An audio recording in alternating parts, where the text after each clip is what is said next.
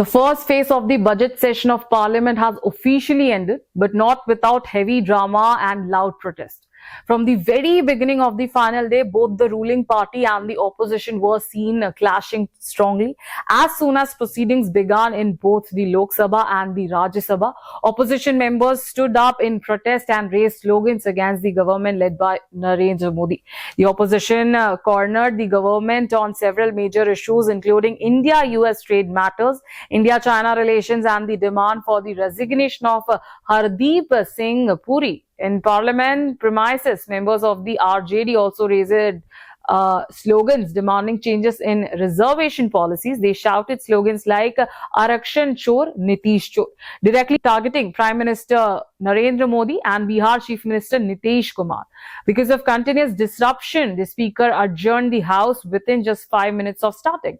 The Lok Sabha barely functioned for around 10 minutes the entire day. The Rajya Sabha, however, managed to function for about 2 hours.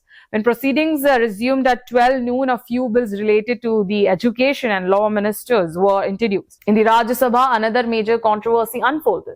Opposition leader Mallikarjun Kharge claimed that a large portion of his earlier speech on the president's address had been removed from official records.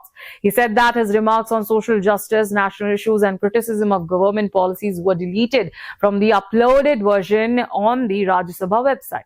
Kharge called this an attack on freedom of speech and appealed to the chair for justice. However, the chair reminded him that decisions of the chair cannot be questioned.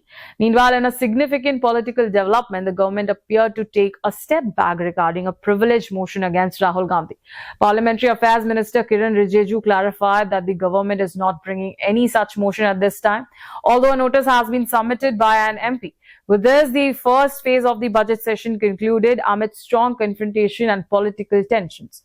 Now, after a 23-day break, Parliament will reconvene on March 9th. The second phase of the budget session will continue until April